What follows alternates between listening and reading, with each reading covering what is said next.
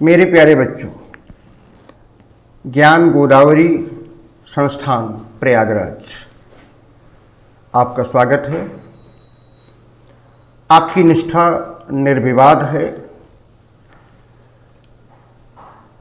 संघर्ष करें, सफलता ज़रूर मिलेगी। पूरा संस्थान आपके साथ में है। मैं डॉक्टर ए के मिश्रा पीजीटी टीजीटी के लिए हिंदी साहित्य, भाषा विज्ञान, व्याकरण जैसे मुद्दों पर आपके साथ बातचीत करूंगा। तैयारी कैसे करें? सबसे पहले ये जान लेना बहुत ज़रूरी होता है, क्योंकि प्लानिंग, प्रिपरेशन, देन प्रोडक्शन। तो सबसे पहले प्लानिंग करें कि तैयारी हम कैसे करेंगे। देखिए, सबसे पहले हमें ये जानना होता है कि पाठ्यक्रम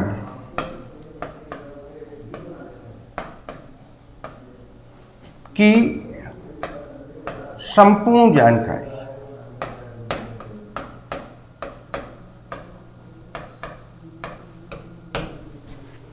सबसे पहले पाठ्यक्रम की संपूर्ण जानकारी हमें होनी चाहिए। पाठ्यक्रम की संपूर्ण जानकारी का सीधा सा अर्थ होता है कि कहाँ कहाँ से सवाल आपसे पूछे जा सकते हैं। एक बात का बहुत गहराई से ध्यान रखें बच्चों, जिस परीक्षा को आप देने जा रहे हैं, मैंने कहा पीजीटी टीजीटी, उस परीक्षा में सम्मिलित होने वाले बच्चे वो भी हैं जो जेआरएफ और नेट दे रहे हैं। नो डाउट उनका स्तर आपसे बेहतर है। हम तो आपसे यह भी कहेंगे कि जो लड़के आईएएस दे रहे हैं, पीसीएस दे रहे हैं, वे भी इस परीक्षा में बैठेंगे। इसलिए तैयारी कैसे करें? सबसे पहले तो इस बात का ध्यान रख कर तैयारी करें। मैंने कहा पाठ्यक्रम की संपूर्ण जानकारी। सबसे पहले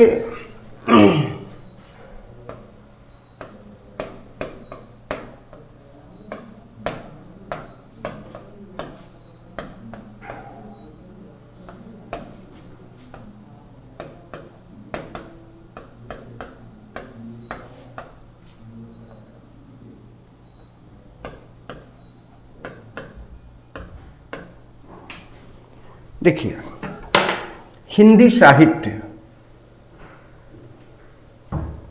संपूर्ण हिंदी साहित्य, जो कि आदिकाल से शुरू होता है और आज तक का जितना लिटरेचर है वह सब कुछ उसके अंतर्गत आता है। हिंदी साहित्य का पूरा संवेदनात्मक विकास हिंदी साहित्य के अंतर्गत आता है। एक बड़ा हिस्सा ये भी है। एक बात का यह भी ध्यान रखें कि जैसे जैसे साहित्य विकसित हुआ है, वैसे वैसे भाषा का भी विकास हुआ है। तो दूसरी चीज, भाषा विज्ञान, जिसके अंतर्गत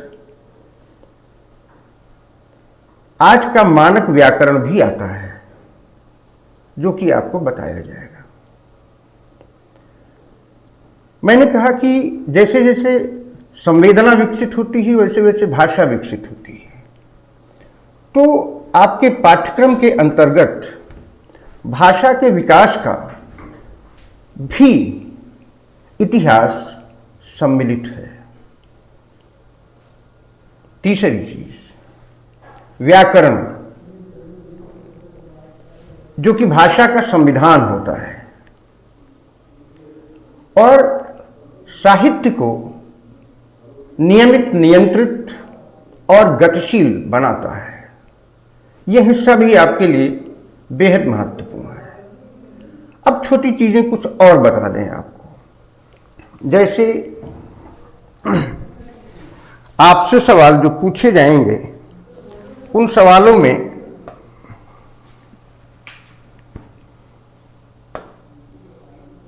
रस,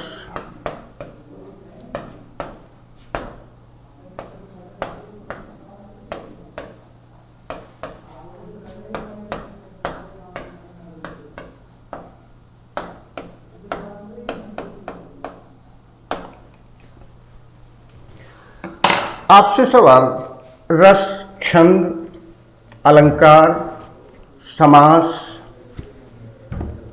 संधि, इन हिस्सों से भी सवाल पूछे जाएंगे।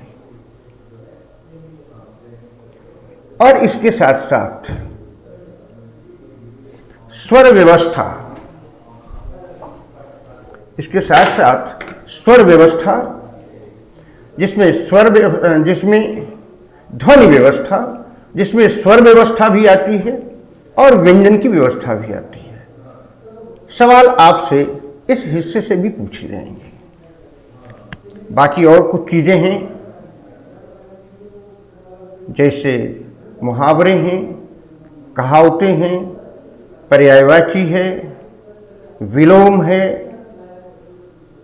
एक वाक्य का एक शब्द, शुद्धिकरण, ऐसे तमाम छोटे छोटे मुद्दे हैं जो आपसे सवाल के रूप में आपके सामने आएंगे।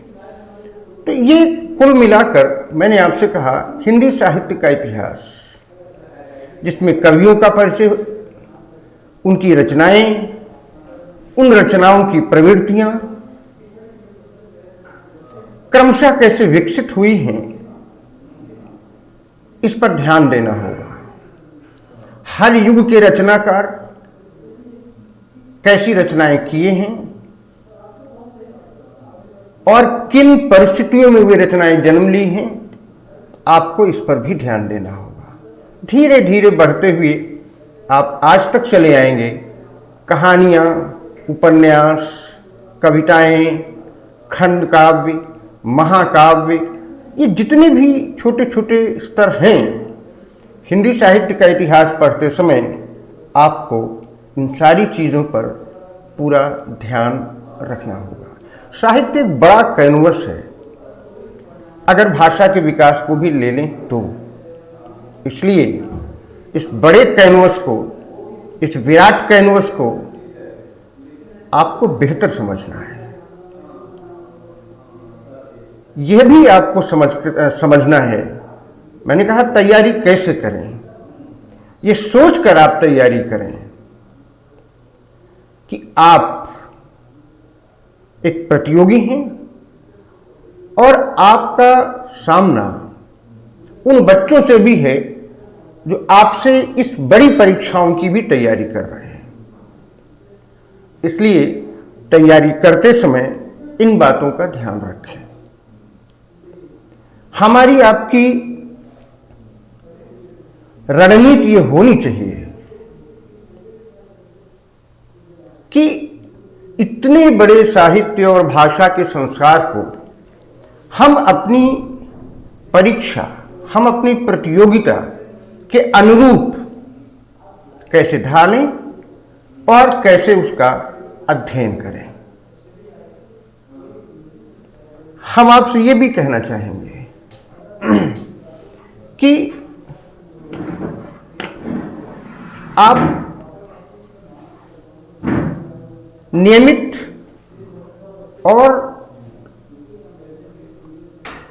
नियंत्रित अध्ययन करें। बहुत फैलने की, बहुत आगे जाने की जरूरत नहीं है। अब अगला प्रश्न आपके सामने आता है, वो ये कि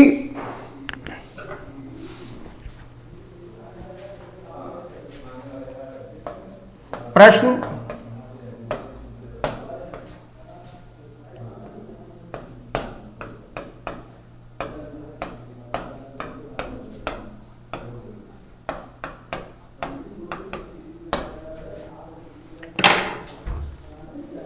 प्रश्न कितने और कैसे,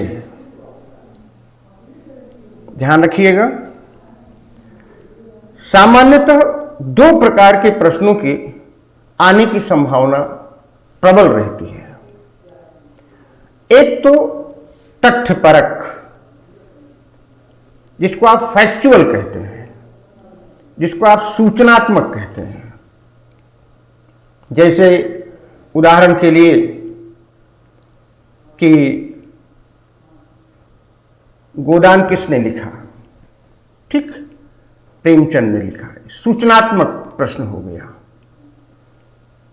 जिसे आप तथ्यपरक कह सकते हैं।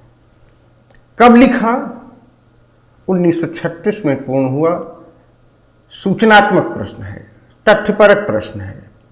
तो इस तरीके से तमाम रचनाकार और उनके द्वारा की जाने वाली रचनाएं सीधे सीधे सवाल बनकर आपके सामने आएंगी। तो ऐसे सवालों को हम लोग तथ्यपरक प्रश्न कहते हैं।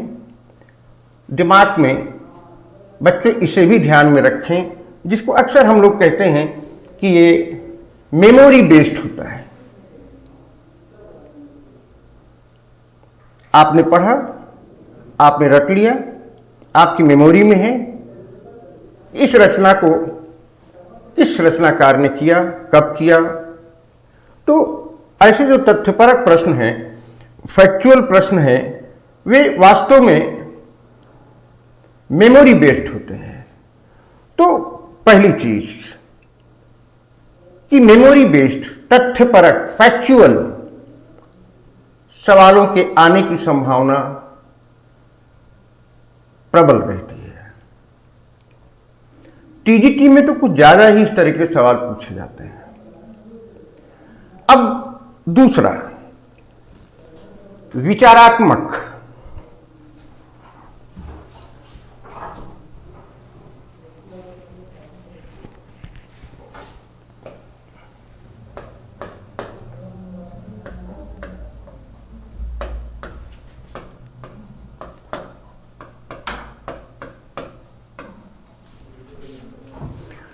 दूसरा विचारात्मक, नंबर 1 पे हो गया तथ्यपरक, जिसको फैक्चुअल कहते हैं आप। मैंने बताया कि ये सवाल किस तरीके से जाएंगे कि कौन सा रचनाकार किस युग में कौन सी रचना करता है, किन परिस्थितियों में करता है। अब दूसरे प्रकार के सवाल ब्लैक बोर्ड पर दिख रहा होगा आपको, विचारात्मक यानी चिंतन प्रधान। ऐसे सवालों का जवाब ढूंढने के लिए हमें थोड़ा सा रचनाकार और थोड़ा सा रचनाओं के अंदर भी जाना पड़ेगा।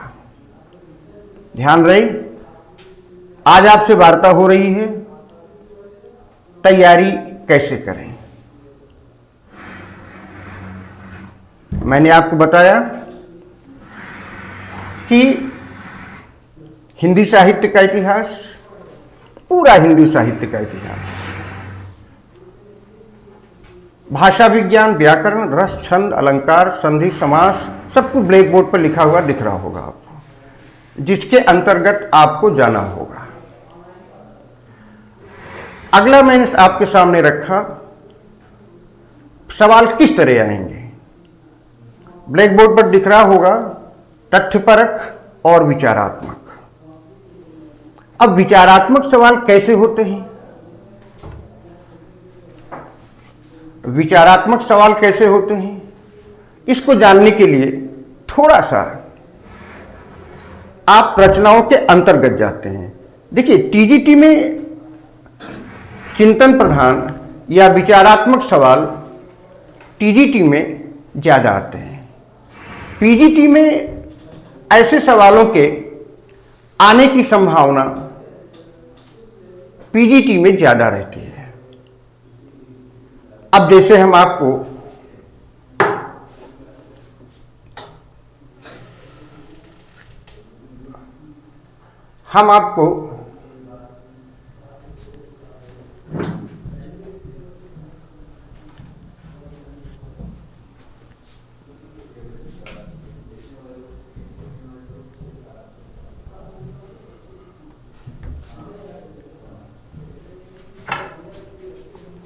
ले चलते हैं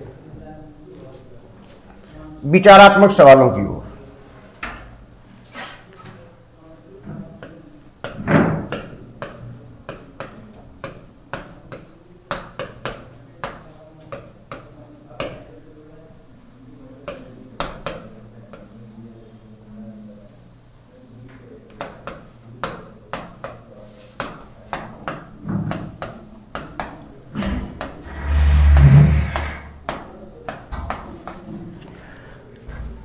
आपसे बात हो रही है विचारा तथ्यपरक, तो मैंने बता दिया कौन से सवाल होते हैं। ये मेमोरी बेस्ड होते हैं। विचारात्मक सवालों में को समझाने के लिए आज का मुद्दा है तैयारी कैसे करें। मैंने कहा कि थोड़ा सा आगे बढ़ करके किस प्रकार आते हैं विचारात्मक सवाल। जैसे उदाहरण के लिए ब्लैक बोर्ड पर लिखा है गोदान, आगे लिखा है प्रेमचंद। तो फैक्चुअल तो यह हुआ कि भाई प्रेमचंद ने लिखा 1936 में लिखा, लेकिन जब अंदर प्रवेश करते हैं आप तो तमाम सवाल खड़े होते हैं। जैसे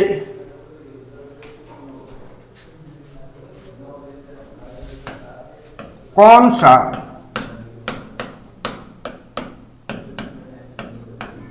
शिक्षक पात्र है।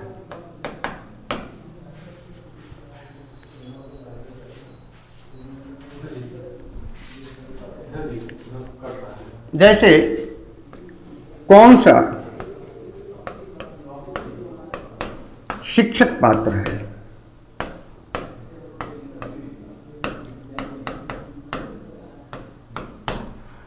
यह सवाल जेआरएफ में पूछा भी गया है कि गोदान का कौन सा पात्र शिक्षक है। तो स्वाभाविक सी बात है कि आप अंदर गोदान के प्रवेश करते हैं, उस दुनिया को जब आप अंदर से जाके देखते हैं तब आपको पता चलता है कि एक नाम है वहां प्रोफेसर मेहता, जो कि शिक्षक हैं। तो आप टिक कर देते हैं कि शिक्षक पात्र है। ठीक इस तरह के सवाल रचना के अंदर जब जाते हैं तो आपको दिखाई देते हैं। जैसे एक सवाल मान लीजिए, मैं आपको सिर्फ बता रहा हूं कि आप कमर कस लें और इन चीजों को ध्यान में रख करके तैयारी करें। जैसे मान लीजिए सवाल आपसे पूछ लिया जाता है गोदान किस वर्ग की करुण त्रासदी है। गोदान समाज के किस वर्ग की करुण त्रासदी है। ये आप अंदर जाके ही जब रचना के अंतर्गत पहुंचते हैं तो आपको पता चलता है कि कृषक जीवन की करुण त्रासदी है। ठीक, तो इस तरीके के जो सवाल मैंने बताए आपको, ये सवाल विचारात्मक होते हैं, चिंतन प्रधान होते हैं। और जितने भी कवि हैं, जितने भी लेखक हैं, सबकी रचनाओं से जुड़े हुए इस तरीके के सवाल आपसे पूछे जा सकते हैं। मैंने शुरू में कहा पूरे पाठ्यक्रम की जानकारी मैंने दी और फिर मैंने बताया आपको कि रचना के अंदर जब प्रवेश करते हैं तो किस तरीके के सवाल जन्म लेते हैं। जैसे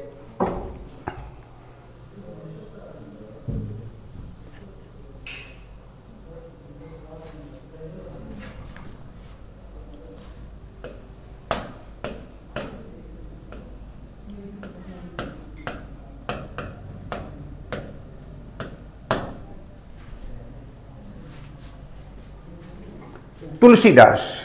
अब आप तुलसी को तो सारे लोग जानते हैं, गोस्वामी जी को हर बच्चा जानता है। ठीक, अगर इम्तिहान में सवाल पूछा जाए और पूछा गया भी है कि रामचरितमानस में, ऐसे सवाल इंटरव्यू में पूछे गए हैं कि रामचरितमानस किसने लिखा, गोस्वामी जी ने लिखा। ठीक, फैक्चुअल हो गया। लेकिन थोड़ा सा अगर अंदर जाकर मैं ये सवाल करूं, रामचरितमानस सब पढ़ते हैं, गोस्वामी जी को पूरा विश्व जानता है। अगर मैं आपसे पूछूं कि रामचरितमानस में मानस क्या है, ये मानस किसका है, अब आप ऑप्शन आएगा, शिव का है, ब्रह्मा का है ना, विष्णु का है, ऑप्शन दे दिया जा सकता है कि रामचरितमानस में मानस किसका है। मानस माने मन, मनोलोक। तुलसी ने लिखा है, रच महेश निज मानस राखा, पाए सुसमय शिवा मन भाखा। तो ये मानस शिव का है।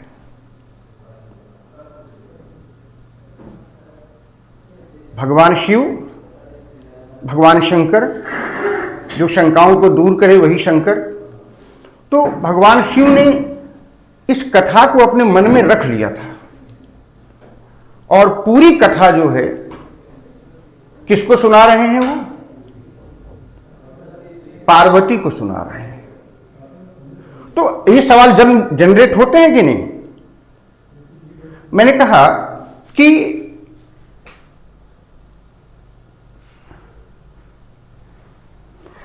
आपका अध्ययन, आपकी तैयारी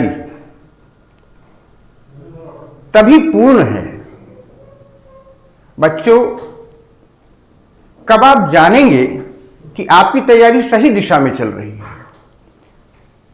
खूब सारे प्रश्न जब आपके मन में पैदा होने लगे तो मानकर चलिए कि आपकी प्रिपरेशन अच्छे ढंग से हो रही है। जैसे मैंने रामचरितमानस नाम लिया तो आप मन में आ जाना चाहिए मानस क्या है, किसका है। तो इस तरीके से आपने देखा कि रामचरितमानस का प्रथम वक्ता कौन हुआ। अब देखिए, अब अंदर जा रहे हैं आप। अच्छा, इस तरह के सवाल इसलिए अब ज्यादा पूछे जाएंगे कि जेआरएफ और नेट से जुड़े हुए बच्चे भी इस एग्जाम को दे रहे हैं, आईएएस देने वाला बच्चा भी इस एग्जाम को दे रहा है। तो तैयारी कैसे करें, इन बातों का विशेष ध्यान रखें। तो अगर मैंने आपसे पूछूं कि रामचरितमानस का प्रथम वक्ता कौन है, अभी अभी मैंने आपको बताया है, वक्ता है शिव प्रथम। और प्रथम श्रोता कौन है? पार्वती। इसलिए आप जगह समय समय पर देखिए, सुंदरकांड में देखिए और जगहों पर देखिए आप जाके, तो जहां जहां पार्वती के मन में शंका होती है, शिव जी से वो प्रश्न करती हैं, शिव जी उसका उत्तर देते हैं। तो प्रथम वक्ता कौन हुआ? शिव। प्रथम श्रोता कौन हुआ? पार्वती। तो इस तरीके से देखा आपने कि रामचरितमानस का प्रथम वक्ता शिव,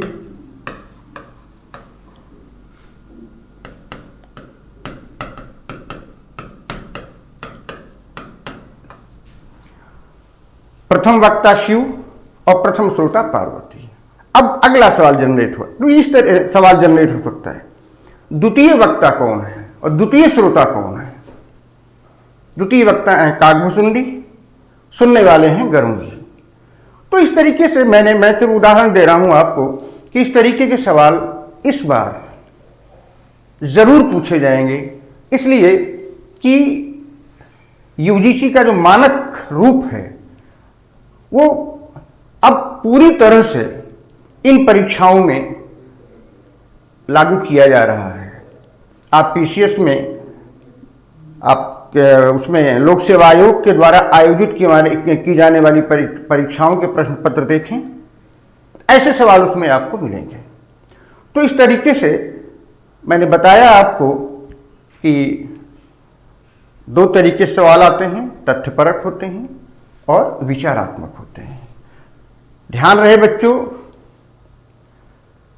विचारात्मक चिंतन प्रधान सवालों का अर्थ यह होता है कि किसी भी रचना में रचनाकार का विचार कितना अपेक्षित है।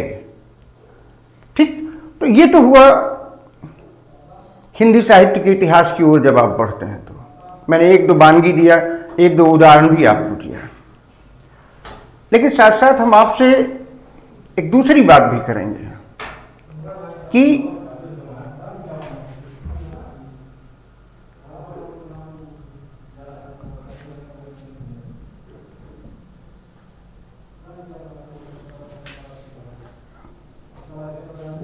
जैसे जैसे, ध्यान रखिएगा,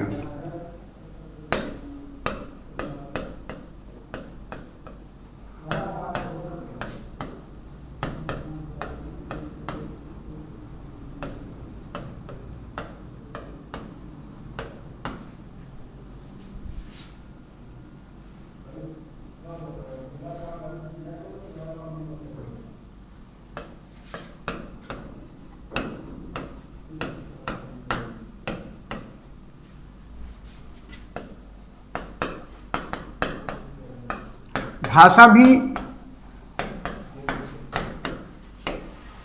वैसे ही विकसित होती है। मैंने कहा जैसे जैसे साहित्य विकसित होता है वैसे वैसे भाषा भी विकसित होती है।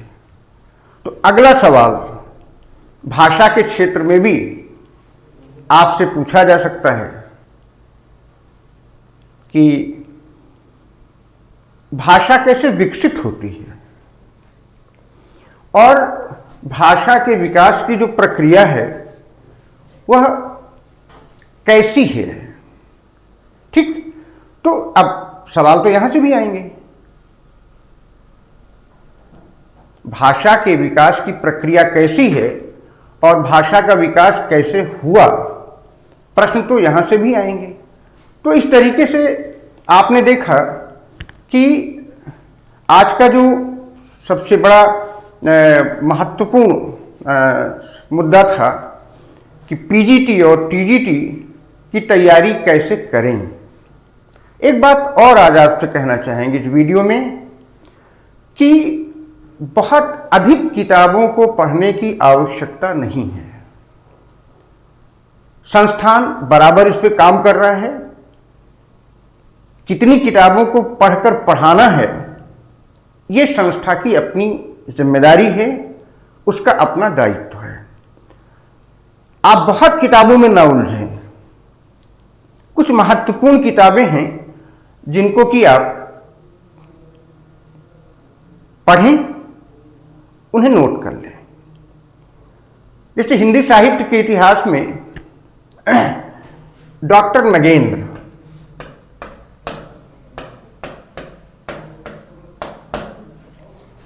डॉक्टर नगेंद्र का संशोधित जो संस्करण है, ध्यान रहे मैंने कहा कि डॉक्टर नगेंद्र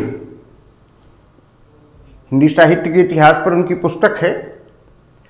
इस पुस्तक को डॉक्टर साहब ने पूरी पुस्तक अपने आप नहीं लिखी है। इस पुस्तक के अलग अलग खंड हैं और अलग अलग विद्वानों ने इस पुस्तक को लिखा है। आप कह सकते हैं कि यह पुस्तक जो है वो डॉक्टर नगेंद्र द्वारा संपादित है, जिसमें चरणबद्ध तरीके से कई विद्वान हैं जिन्होंने के लिखे हैं। तो डॉक्टर नगेंद्र। दूसरी है डॉक्टर राम स्वरूप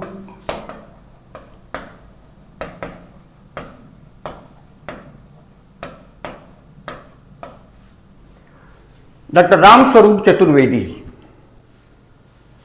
इनकी पुस्तक का नाम है साहित्य और संवेदना का विकास। यह पुस्तक बड़ी महत्वपूर्ण पुस्तक है। दूसरे नंबर पर इस पुस्तक को आप ले लें। पहले डॉक्टर नगेंद्र, दूसरी डॉक्टर राम स्वरूप चतुर्वेदी। एक और पुस्तक है आधुनिक साहित्य की प्रवृत्तियां, जिसके लेखक हैं डॉक्टर नामवर सिंह। आप इसे भी ले सकते हैं, आधुनिक साहित्य की प्रवृत्तियां। अगर आप मेरी बात सुन रहे हो तो आधुनिक साहित्य की प्रवृत्तियां, डॉक्टर नामवर सिंह। आपके मन में एक प्रश्न पैदा हो रहा होगा कि आचार्य रामचंद्र शुक्ल, आचार्य हजारी प्रसाद द्विवेदी की पुस्तक का नाम मैंने नहीं लिया। यदि आपके पास में आपने ले लिया हो तो इस पुस्तक को ले लें आप। यदि ना हो तो इन पुस्तकों को मानक मानकर संस्थान आपके साथ खड़ा है। डॉक्टर आचार्य रामचंद्र शुक्ल की जो पुस्तक है वो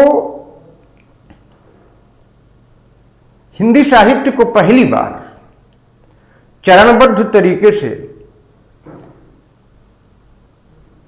कैसे विकसित किया गया है, इस बात पर विशेष ध्यान देती है। आचार्य हजारी प्रसाद द्विवेदी की पुस्तक है हिंदी का उद्भव और विकास। तो अगर आपने ले लिया है तो ले लें, नहीं लिया है तो इसकी जो महत्वपूर्ण चीजें हैं लेकर के हम आपके सामने आएंगे। अब तैयारी कैसे करें, एक मुद्दा और बाकी है। जैसे रस, छंद, अलंकार, ये 3 ऐसे स्तर हैं जहां से सवाल बनेंगे। एक बात का ध्यान रखिएगा, रस, छंद और अलंकार ये टोटल मेमोरी बेस्ड नहीं है, सिर्फ आपकी मेमोरी पर आधारित नहीं है, यानी सिर्फ रट कर आप नहीं कर सकते। कुछ चीजें हैं जो इसमें आप रटेंगे या अपनी याददाश्त के माध्यम से उसको अपने दिमाग में रखेंगे। लेकिन महत्वपूर्ण बात है कि कोई भी, जैसे रस की बात करें अगर हम आपसे, आपको डिटेल में पढ़ाया जाएगा। आज हम आपसे सिर्फ ये कह रहे हैं कि कैसे आप करेंगे। जैसे रस की बात करें हम, तो अब सवाल पूछ लिया जाता है एग्जाम में, परीक्षा में, कि 2 लाइन लिख दी गई, 3 लाइन, और फिर आपसे पूछ लिया गया इसमें कौन सा रस है।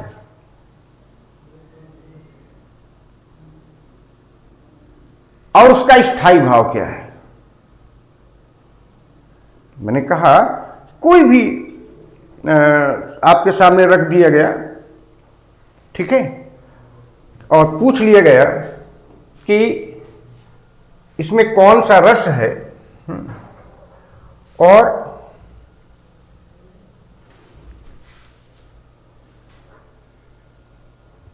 उसका स्थायी भाव क्या है। जैसे मैं 2 लाइन लिख रहा हूं,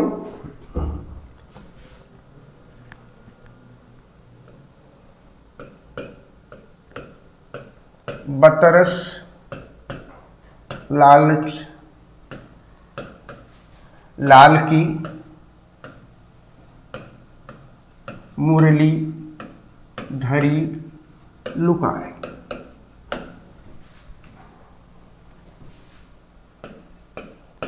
सौंह करे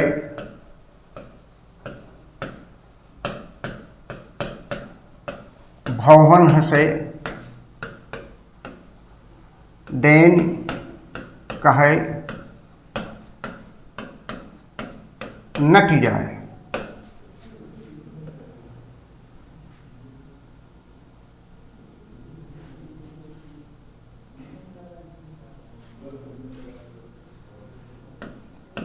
डैन कहे नट जाए। अब आप देख रहे हैं कि आपके सामने 2 पंक्तियां लिखी हुई हैं। वे पंक्तियां हैं। अब जब तक इस 2 पंक्तियों का अर्थ नहीं समझेंगे आप, तब तक कैसे बताएंगे कि इसमें रस कौन सा है। पहले तो आप जान लें, लाइन को समझ लें। बतरस लालच लाल की मुरली धरी लुकाए। बतरस लालच लाल की मुरली धरी लुकाए। सौंह करे भौहन हंसे डैन कहे नट जाए। ये पंक्ति किसकी है? देखिए, जब भी आप उस पंक्तियां पढ़ते हैं तो उसके माध्यम से कई सवाल जनरेट होते हैं। जैसे मैंने 2 लाइन लिखी तो पहला सवाल आपके मन में ये जनरेट होता है कि ये 2 पंक्तियां किसकी हैं। ध्यान रहे, आज का प्रकरण रस को पढ़ाना नहीं है। आज का प्रकरण सिर्फ इतना है कि किस तरीके से चीजों को आप हैंडल करेंगे, किस तरीके से चीजों को आप आगे लेके चलेंगे। पहला प्रश्न पैदा होता है, ये 2 पंक्तियां किसकी हैं? ये 2 पंक्तियां रीत काल के जो प्रतिनिधि कवि हैं, बिहारी,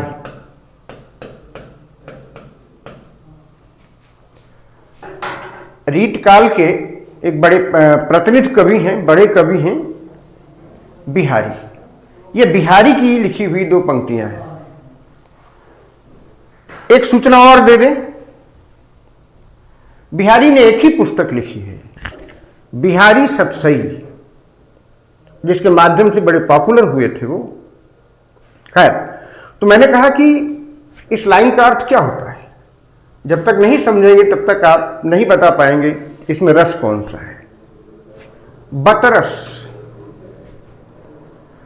बतरस का मतलब होता है, ध्यान रखिएगा, ये पंक्तियां इसलिए नहीं लिखी गई हैं कि आप रट लें। मैं कह रहा हूं एग्जाम में पूछा जाएगा कि इसमें कौन सा रस है, उस रस का स्थायी भाव क्या है। बिहारी के पास मैं लेकर इसलिए चला कि उन्होंने जीवन में एक ही पुस्तक लिखी और बहुत पॉपुलर हुए। ब्लैक बोर्ड की तरफ देखिए, लिखा है बतरस, ब्रज भाषा है, ब्रज भाषा की मिठास।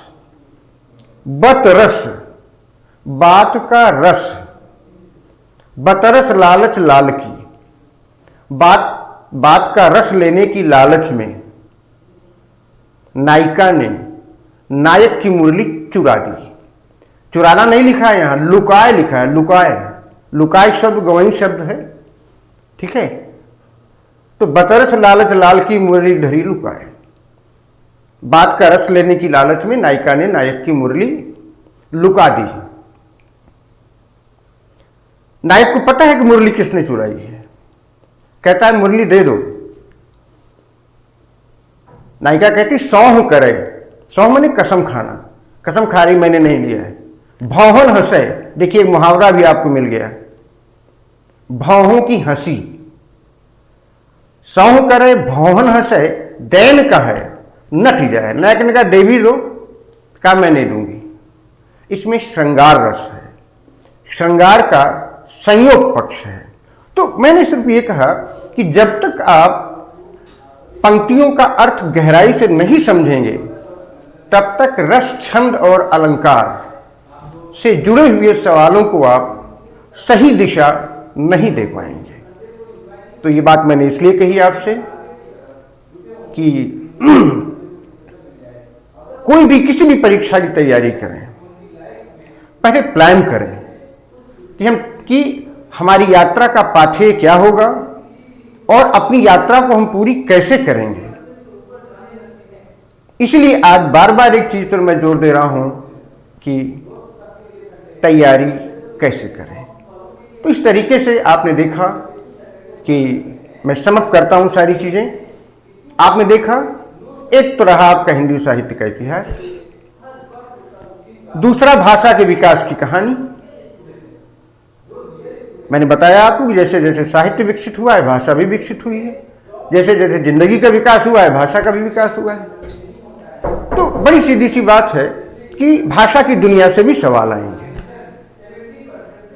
और तीसरा है व्याकरण, जो कि भाषा और साहित्य को नियंत्रित करता है, नियमित करता है। व्याकरण भाषा का संविधान होता है। तो इधर से भी कुछ सवाल आएंगे। और थोड़ा सा एक बात ध्यान रखिएगा, चलते चलते मैं कह रहा हूं आपसे, अब ज्यादा सवाल पुरानी रचनाओं के नहीं पूछे जाएंगे। 1960 के बाद, 1970 के बाद, या यूं कह लीजिए 1940-50 के बाद जो रचनाएं आई हैं, कहानियां, उपन्यास, कविताएं, उन प्रश्नों को जरूर आप ध्यान में रखें। हम अपडेट रहेंगे आपके साथ, संस्थान पूरी तैयारी के साथ आपके साथ में है, पूरी लिस्ट आपको मुहैया कराई जाएगी। करस्पॉन्डेंस की स्थिति भी यहाँ बनेगी, ऐसी कोई दिक्कत नहीं है। लेकिन मैं आपको सचेत कर दे रहा हूं कि अब पहले के जो कवि हैं, ये जिनको आप बहुत जानते हैं, कबीर को जानते हैं, तुलसी को जानते हैं, सूरदास को जानते हैं, इन पे सवाल वो जानते हैं कि आप बहुत जानते हैं। इनमें से तथ्यपरक सवाल नहीं आएंगे। अगर सवाल आएंगे तो रचना के अंदर जाके आएंगे।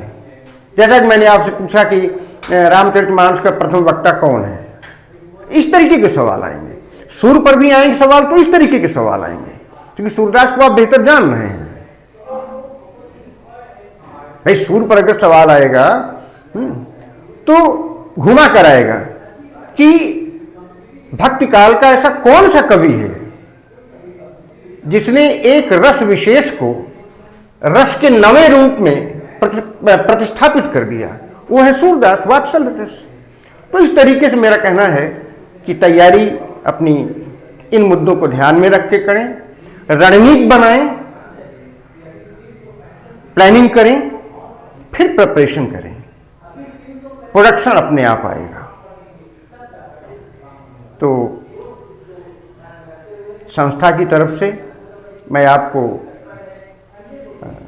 आशीर्वाद, साधुवाद देता हूं। आज की मेरी इन बातों को ध्यान में रखें। सबसे पहला दिन, सबसे पहली बात, तैयारी आप कैसे करें। नेक्स्ट हम आपसे मिलेंगे, थोड़ा सा हिंदी साहित्य का इतिहास, और अगले वीडियो में हम आपको हिंदी साहित्य का इतिहास, साहित्य क्या है, इतिहास क्या है, साहित्य और इतिहास का क्या संबंध होता है। अगले वीडियो में हम आपको ये भी बताएंगे बोली क्या है, भाषा क्या है, काव्य भाषा क्या है, ठीक है, भाषा के विकास की गति कैसी है, क्या संबंध है आपस में, ठीक है। अगले वीडियो में हम आपको ये भी बताएंगे कि कोई भी रचनाकार किन परिस्थितियों में अपनी रचना को जन्म देता है, और कैसे कैसे ये भी बताएंगे हम आपको कि कैसे कैसे जैसे जैसे परिस्थितियां बदलती हैं वैसे वैसे रचनाकार का चिंतन बदलता है और वैसे वैसे साहित्य के आयाम बदलते हैं। इन मुद्दों पर हम आपसे अगले वीडियो में जरूर मिलेंगे, लेकिन आज का दिन बेहद महत्वपूर्ण है। ध्यान रहे, प्लानिंग, प्रिपरेशन, देन प्रोडक्शन। तैयारी कैसे करें। मैं अंत में सिर्फ एक बात कह रहा हूं कि जिस परीक्षा में आप शामिल होने जा रहे हैं उसमें वे लड़के भी शामिल होंगे, याद दिला दूं, जो JRF की तैयारी कर रहे हैं, जो नेट की तैयारी कर रहे हैं, जो IAS की तैयारी कर रहे हैं। अंततः इस संस्थान की तरफ से 4 लाइन बता रहा हूं मैं आपको। इस पथ का उद्देश्य नहीं है श्रांत भवन में टिक रहना, किंतु पहुंचना उस सीमा तक जिसके आगे राह ना हो। आप जीतोगे, आपका सिलेक्शन होगा, संस्था आपके साथ है।